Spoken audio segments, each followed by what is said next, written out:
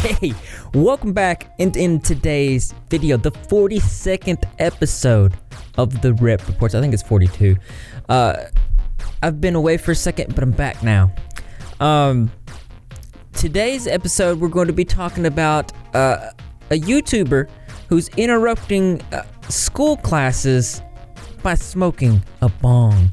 Jaystation reunites with his ex-girlfriend Alexia Marano, and the Yandere Dev has done something that is not okay. All that and more as the Rep Reports. There's this YouTuber by the name of Goblin with over 200,000 subscribers. Looks like he's a YouTuber that does ratings of weed and different substances of that nature, which there's nothing wrong with that at all. The specific thing that we're going to be talking about is crashing online classes by hitting my bong.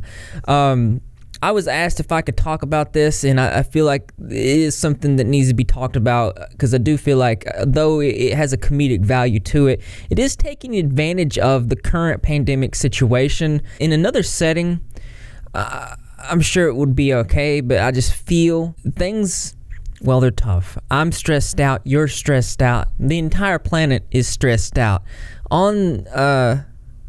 During a pandemic, emotions are high. I understand this. And we need comedy to calm us down. But to what extent? In an environment of going to school all the time and then throwing you online. So other than that, your grades can definitely go up this quarter. If they go down, I wouldn't worry about it. And I can explain that to you too. Okay, so if you have a question, unmute yourself and shout away. Yeah, Teach, this shit is Reggie, dude. I don't know what the fuck I'm supposed to do, dude. This shit is garbage. What do I say to the plug? Oh, Of course, classes have been shut down for the whole year, so teachers have found other ways that way they can bring education to the students. One of those ways being online classes. Now, the way these online classes work is you have to have a code to get in, and it looks like he's asking for these codes to get in these classes, and this is perpetuated by the students that attend these classes. So he has more content for a YouTube channel. Now, when he gets in these classes, he proceeds to smoke his bong. And like I said, it does have a comedic value to it. But this is causing a disturbance to the online education platform. And these teachers, healthcare workers, and everybody is trying to pull their weight. They're trying to do anything that they can do to bring education during this hard time. I think you get what I'm saying. And this guy is doing this where it's in this situation. I just feel like it's not okay. What makes it worse is he's plugging his, I guess he sells these products for commission, and he's selling and advertising this during class. hold on. I'll turn my camera on. I'm sorry. Hold on. I'll get my camera. I can go next if you want. Okay. I would love that. But we can't see you. Yeah. Hold on. Okay. So, I got this really sick fucking gravity bong from glebetm.com. Using code Goblin. Rid of you. When you get it out of the bottle here, there's actually a hole in the bottom of the bottle, and when you pull it out, you get a lot of smoke. It's a great piece. This is another great piece. I'm going to leave it up to you guys. I want to know what you think in the comment section below. Is this okay? Is this pushing things too far?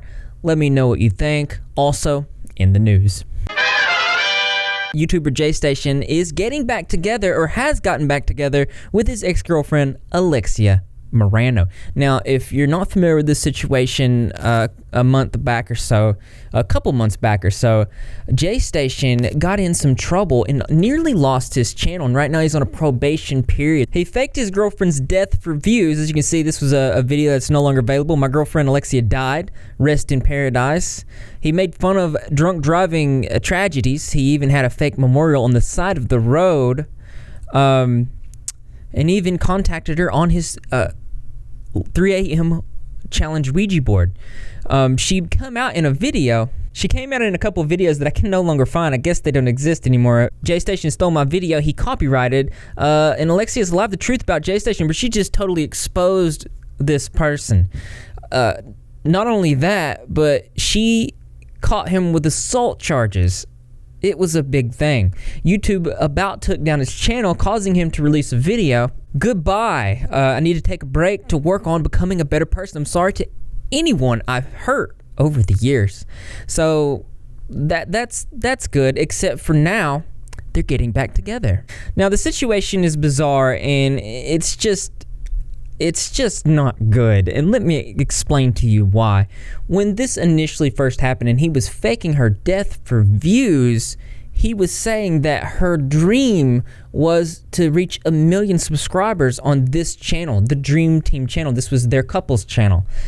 So of course the young kids, the young followers of his channel flocked to subscribe to meet Alexia's final dream.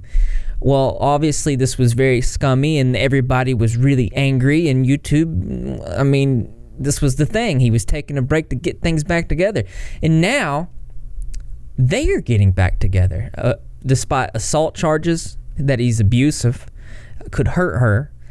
And now more than ever, let's just look at it at face value. It looks like this was all planned in order to get views and subscribers to this channel. Needless to say, I'm not buying it. It's crap. Let me know what you think. Also in the news, Trisha Paytas. No, Trisha Paytas. No. The Yandere Dev released a video revealing snap mode in Yandere Simulator. This Yandere Dev is the developer for the game Yandere Simulator, where you could call it that if you want to, but he really doesn't do any developing, and there's major issues going on. I've talked about this extensively back in 2018 before I abruptly stopped, and I'll explain to you why I stopped making videos about this person. He recently released a video, and one of my viewers reached out to me and they said he linked porn in the description of this video. They took a screenshot of it just to make sure, because they felt like this was going to cause some backlash, as his audience is younger kids, and you can't link porn in the description of YouTube videos. There's all kinds of things that are wrong with this. So she had the screen cap, she reported it for pornographic content, and needless to say, yep, he removed the link. Of course. Let's check that out. This is the video viewed by 1.2 million people just 1 week ago. If you go to the description of this video, it just says, if you're interested in checking out Project QT Crossover, please visit my development blog. So if you click that, it's just the Yandere Dev simulator WordPress.com website, which is interesting that it says WordPress.com. means that he didn't even bother to pay for a URL or anything. That's the free WordPress URL.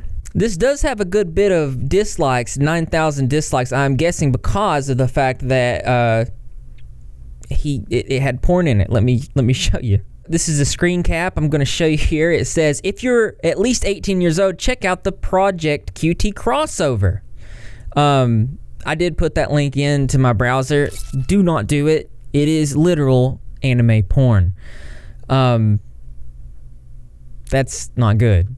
Now, there's a number of things here that's wrong. Let's look at the YouTube terms of service.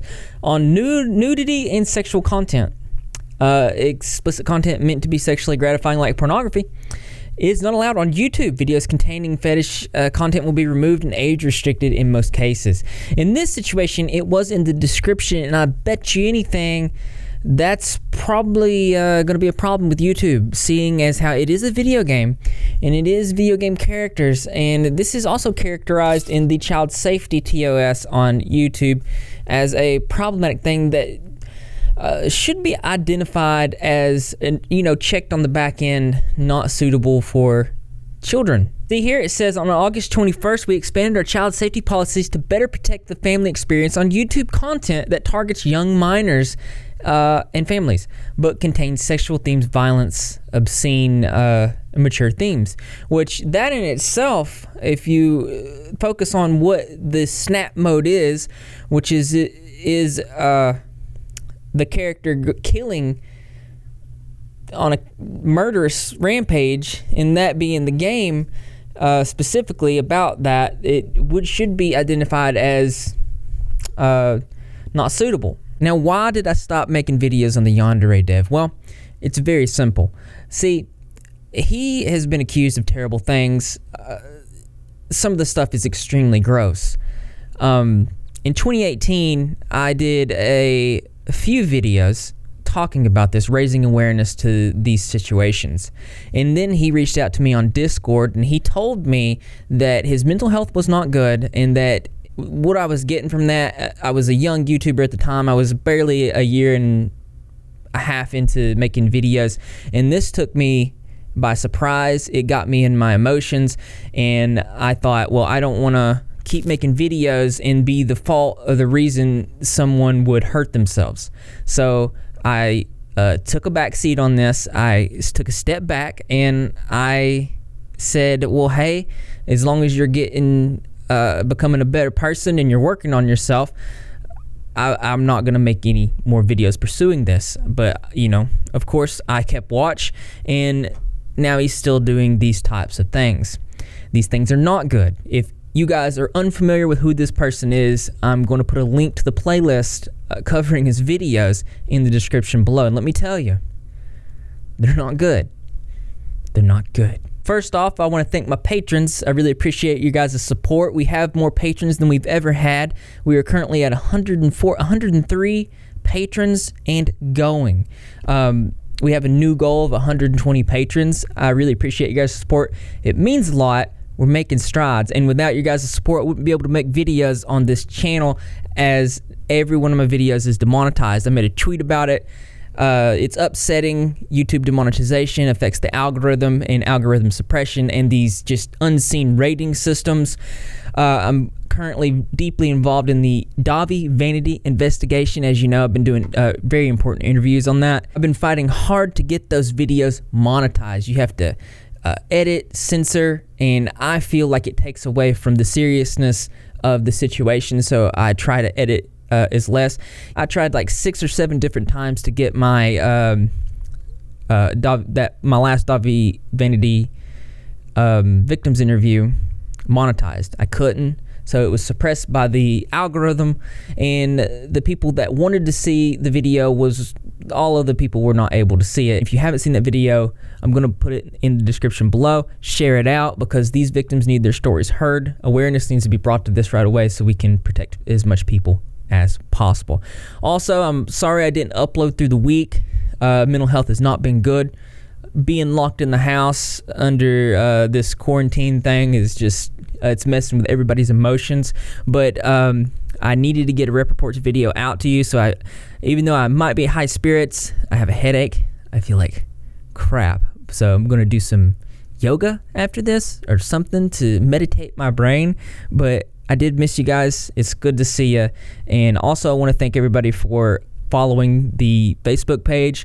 We are at over 5,200 followers with a goal of 10,000. So if you guys want to do me a favor and help me, link is in the description for that. Interesting conversations over there.